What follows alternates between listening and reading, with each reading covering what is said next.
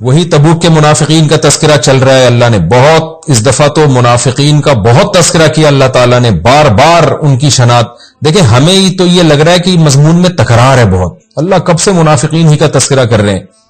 لیکن جب یہ آیتیں نازل ہو رہی تھی نا, تو جس قدر منافقین سے صحابہ اور نبی پریشان تھے, تو ان حالات کے تناظر میں آپ دیکھیں تو آپ کو لگے گا کہ یہ تکرار نہیں ہے, بلکہ ان حالات کے لحاظ سے عین مناسب ہے, یہ عین بلاغت کے تقاضوں کے مطابق ہے. اور منافقین یہ آیتیں سن کے کتنا پریشان ہوتے ہوں گے کہ ان کی کیسی پول پٹیاں کھولی جا رہی ہیں. اور ہمارے لیے اس میں بھی بڑے بڑے اسباب ہیں, بار بار ان آیتوں کا تکرار ہو رہا ہے. آج بھی ہمارے صفوں میں منافقین موجود ہیں اور ان کی حالات کے مشکل وقتوں میں پیچھے بیٹھتے ہیں. دیکھیں جہاد تو قیامت تک ہوتا رہے گا نا, تو جب بھی مجاہدین یہ آیتیں پڑھیں گے تو ان کو کتنا حوصلہ ملے گا. ہم تو صوفوں پہ بیٹھ کے یہ آیتیں پڑھ رہے ہیں, گدوں پہ بیٹھ کے ان آیتوں کو سن رہے ہیں, اس لیے ہمیں لگتا ہے کہ اللہ تعالیٰ بار بار منافقین کا تذکرہ کیوں کر رہے ہیں. لیکن جب آپ میدان جنگ میں ہوتے ہیں, جہاد میں ہوتے ہیں, پھر خدا کی قسم ان آیتوں سے ایسی موٹیویشن ملتی ہے, اور جو پیچھے رہ جانے والے ہیں نا ان پر یہ آیتیں ایسے بجلی بن کے گرتی ہیں. آج بھی فوجیوں میں بہت سے ایسے ہوتے ہیں جو جنگوں میں اپنے دوستوں کے ساتھ نہیں دیتے, پیچھے رہ جاتے ہیں, جھوٹے بہانے تراشتے ہیں. تو جب وہ آیتیں پڑھیں گے نا ان کو پتہ لگے گا کہ قرآن نے کیسے ہماری پول پٹیاں کھولی ہیں. تو چونکہ جہاد قیامت تک رہے گا, اللہ نے جتنی بھی موٹیویشن سے متعلق آیتیں تھیں, اور جو بہانہ باز قسم کے 2 نمبر لوگ ہوتے ہیں, مصیبتوں میں قوم کا ساتھ چھوڑ دیتے ہیں, ان کے حالات کو اللہ نے کھول کھول کے بیان کیا. تو یہ آیتیں آج کے منافقین پر بھی بجلی بن کے گرتی ہیں یہ آیتیں. تو اس لیے اللہ کھول کھول کے بیان کر رہے ہیں, کیونکہ یہ حالات بہرحال قیامت تک پیش آتے رہیں گے. مسلمانوں میں لڑائی بھی رہے گی, اس میں منافقین بھی رہیں گے. تو میدان جنگ میں ان آیتوں سے بڑی موٹیویشن ملتی ہے, اور جو پیچھے بھاگنے والے ہیں ان کے بارے میں احساس ہوتا ہے ذلت کا, کہ کیسے برے لوگ ہیں جو جنگ کے موقع پہ اپنے ساتھیوں کا ساتھ چھوڑ دیتے ہیں. تو اس لیے اللہ کہتا ہے فَرِحَ الْمُخَلَّفُونَ, جن کو پیچھے رکھا گیا. سوال پیدا ہوتا ہے منافق تو اپنی مرضی سے پیچھے رہے, تو اصل میں یہ بھی ایک قسم کا عتاب ہے, غصے کا اظہار ہے کہ اصل میں تم پیچھے رہے نہیں ہو. قدرت نے, اللہ نے تمہیں جنگ میں جانے کی توفیق ہی نہیں دی. تم اتنے برے تھے کہ تم سے یہ نیکی کی توفیق سلب کر کے گویا اللہ کی طرف سے تمہیں پیچھے رکھا گیا ہے. تو یہ بھی ایک ان کی برائی کو بیان کرنے کے لیے. اس کی مثال ایسے جیسے ہم کبھی کوئی نیکی کے کام میں جا رہے ہوں اور کوئی بہت اچھا کام کرنے جا رہے ہوں, غریبوں کو کہیں کھانا کھلانا ہے, تو کچھ سیٹھ ایسے ہیں جو بڑے کنجوس ہیں اور بری عادتوں کے مرتکب ہوتے ہیں.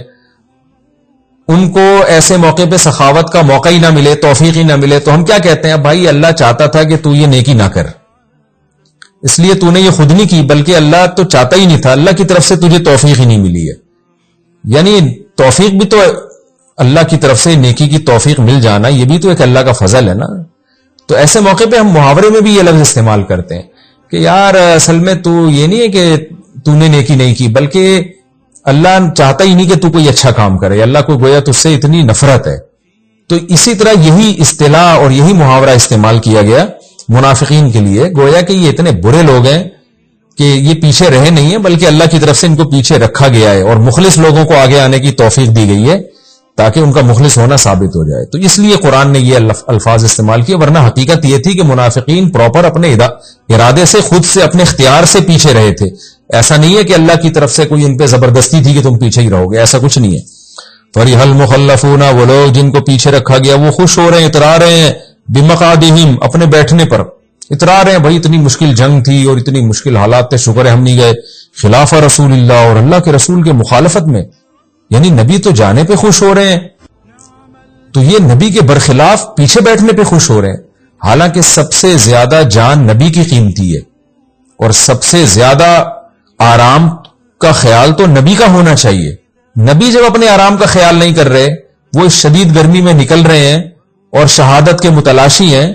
تو نبی کو چھوڑ کے پیچھے رہ جانا, یعنی ایک عام پیچھے رہ جانا ہوتا ہے, ایک پیغمبر کے برخلاف پیچھے رہ جانا ہوتا ہے, تو بہت بڑا جرم ہے. اور اس جرم پہ پھر خوش بھی ہونا. قرآن کہہ رہی ہے ایسے بدبخت لوگ ہیں کہ نبی کے برخلاف پیچھے بیٹھنے پر یہ خوش بھی ہو رہے ہیں اور ناپسند کر رہے ہیں اس بات کو کہ اللہ کی راہ میں اپنے مال اور جان کے ساتھ جہاد کریں. حالانکہ مسلمان کے لیے تو یہ خوشی کا موقع ہے. وقالو, اور کیا کہہ رہے ہیں, لا تنفروا فی الحر, یعنی خود بھی پیچھے نہیں جا رہے اور دوسروں کو بھی روک رہے ہیں اور کہہ رہے ہیں لا تنفروا فی الحر، کیونکہ شدید گرمی میں تبوک ہوئی ہے، کہہ رہے اتنی شدید گرمی میں مت نکلو، یعنی دوسرے مسلمانوں کو بھی خراب کر رہے ہیں اور منافقین کو تو کر ہی رہے ہیں خراب۔ آج بھی ایسے لوگ ہیں جو اس طرح کی باتیں کر کے آپ کو ڈی موٹیویٹ کرتے ہیں۔ تو قرآن کہہ رہا ہے قل، اے نبی ان سے کہہ دیجئے نار جہنم اشد حرا، جہنم کی آگ اس سے بھی زیادہ سخت ہے جتنی تبوک کی گرمی ہے۔ لو کانوا یفقہون، کاش یہ لوگ سمجھ جاتے۔ یہ کاش انسانوں والا کاش نہیں، ایک محاورے کے طور پہ استعمال کیا جاتا ہے، یعنی اللہ تعالیٰ گویا یہ کہہ رہے ہیں کہ یہ لوگ اس کی سمجھ رکھتے تو ایسا نہ کرتے۔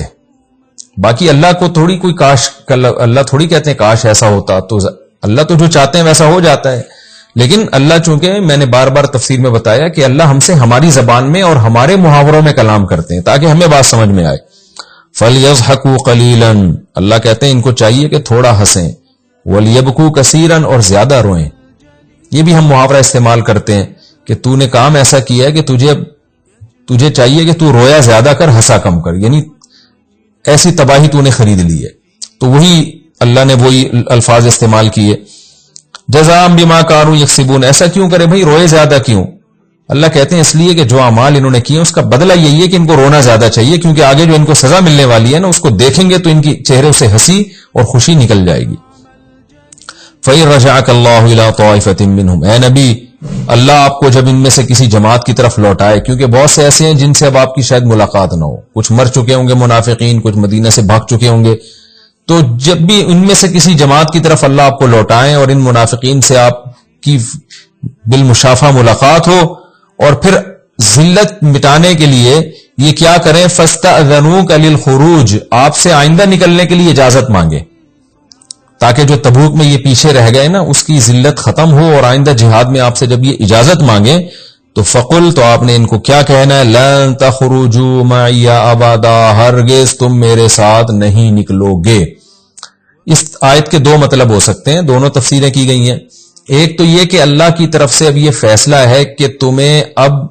جہاد کے لیے محروم کر دیا گیا ہے، کیونکہ تم ہو منافق، مشکل غزوہ میں تم شریک نہیں تھے، اب کوئی آسان غزوہ ہوگی اس میں تم جاؤ گے، تمہیں یقین ہوگا فتح بھی ہونی ہے، مال غنیمت بھی ملنا ہے، تو اب تمہارے پاس یہ آپشن نہیں ہے، کیونکہ اس میں کیا ہوگا، تم جہاد میں جب جاؤ گے نا تو تمہیں پتہ ہے مال غنیمت بھی ملنا ہے، فتح بھی ہوگی، مجاہدہ ہے نہیں اس میں زیادہ، تو اس سے تم اس کو کیش کراؤ گے، اور تم یہ بولو گے کہ دیکھو ہم تو تبوک میں کسی وجہ سے نہیں گئے تھے اور حقیقت میں تو ہم بھی مجاہد ہیں، تو اس سے تمہاری جو راز فاش ہوا ہے نا اس پہ دوبارہ پردہ پڑ جائے گا، لوگوں کے سامنے تمہارا منافق ہونا واضح نہیں ہوگا، لہذا کیونکہ اب آئندہ اتنی مشکل غزوہ نہیں آنے والی، لہذا اب آئندہ تم جاؤ گے ہی نہیں۔ اور اس کی آگے وجہ کیا ہے، انکم رضیتم بالقعود اول مرہ، تم پہلی مرتبہ بیٹھنے پر راضی ہو گئے نا، فقعدوا مع الخالفین، اب تمہاری سزا یہ ہے کہ آئندہ بھی پیچھے ہی بیٹھا کرو، اب تمہیں آپ جنگ میں جانے کی اجازت نہیں۔ یہ اس کی مثال ایسے ہے جیسے کوئی بڑا مشکل کام ہو، سب مشترک مل کے کر رہے ہوں، اور آپ اپنے ساتھیوں کو کہہ رہے ہو بھائی تو جنگل سے لکڑیاں کاٹ کے لے آ، تو یہ کر لے، تو وہ کر لے، سارے مشکل کام میں وہ پیچھے رہے، آخر میں کوئی بہت آسان سا کام تھا، مثلا چولہا جلانے کا کام تھا، وہ کہہ رہے چلو میں یہ خدمت کر دیتا ہوں، تو امیر کیا کہتا ہے، بھائی اس تکلف کی ضرورت نہیں ہے، خام خواہ میں تو چولہا جلا کے یہ ثابت کرے گا کہ میں بھی خدمت گزار ہوں، اس سے تیرا جو امیج خراب ہوا ہے وہ دوبارہ بحال ہو جائے گا، تو اب تجھے چولہا جلانے کی بھی اجازت نہیں ہے۔ تو یہی کام منافقین کر رہے تھے۔ تو ایک تو یہ تفسیر کی گئی ہے کہ ان پر پابندی لگا دی کہ اب آپ کو جانے کی اجازت نہیں ہے، تو خام خواہ میں آپ انگلی کٹا کے شہیدوں میں نام لکھوائیں گے، جو آپ کا راز دنیا کے سامنے فاش ہوا ہے، جو ذلت ہوئی ہے وہ دوبارہ عزت میں بدل جائے گی، اس لیے آئندہ آپ کو جانے کی اجازت نہیں ہے۔ دوسرا مطلب اس آیت کا یہ ہو سکتا ہے کہ یہ خبر دی جا رہی ہے کہ تم جو ہم سے آگے اجازت لے رہے ہو نا، تو اے نبی ان کو کہہ دیجیے لن تخرجوا معی ابدا، تم کبھی بھی نہیں نکلو گے، ہمیں پتا ہے تم جھوٹے منہ سے کہہ رہے ہو کہ ہمیں اجازت دیں، فیوچر میں تم نے کرنا وہی ہے جو تبوک کے موقع پہ کیا، تم صرف ذلت کو چھپانے کے لیے کہہ رہے ہو کہ ہمیں اجازت دیں، لیکن ہمیں پتا ہے تم نکلو گے نہیں، یعنی ہماری طرف سے تو کوئی پابندی نہیں ہے، لیکن ہم تمہیں ویسے بتا رہے ہیں کہ تم نے نکلنا پھر بھی نہیں ہے، تو کیوں جھوٹ بول رہے ہو اپنے منہ سے؟ تو دونوں الگ الگ تفسیریں، دونوں آیت میں دونوں تفسیروں کا احتمال ہے۔ تو فَإِن رَجَعَكَ اللَّهُ، دوبارہ آیت پڑھتا ہوں،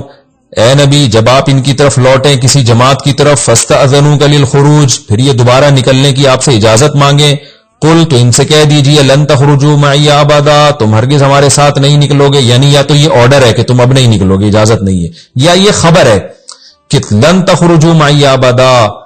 تم کبھی بھی ہمارے ساتھ نکلو گے نہیں، تم جھوٹے منہ سے اجازت مانگ رہے ہو، عین وقت پہ تم نے پھر وہی ڈرامہ کرنا ہے اور وہی بہانے بنانے۔ ولن تقاتلوا معی عدوا تم نے کبھی بھی ہمارے ساتھ دشمن کے ساتھ قتال نہیں کرنا ہمارے ساتھ مل کے، تم جھوٹ بول رہے ہو کہ ہمیں اجازت دیں، یا تمہیں اجازت ہی نہیں ہے اب دوبارہ ہمارے ساتھ جنگ میں نکلو۔ انکم رضیتم بالقعود کیونکہ تم پہلی مرتبہ جب بیٹھنے پر راضی ہو گئے، فقعدوا مع الخالفین اب تمہیں یا تو یہ آرڈر ہے وہی کہ اب تم پیچھے ہی بیٹھے رہو گے، اجازت نہیں ہے، یا یہ خبر ہے کہ تم پیچھے ہی بیٹھے رہو، یعنی اللہ نے ہمیں بتا دیا ہے کہ تم نے پیچھے ہی بیٹھے رہنا ہے، تو اب بیٹھے رہو پیچھے، تم جھوٹے منہ سے ہم سے اجازتیں مت مانگو۔ یہ بھی ان کو ایک سزا کے طور پر حکم سنایا گیا۔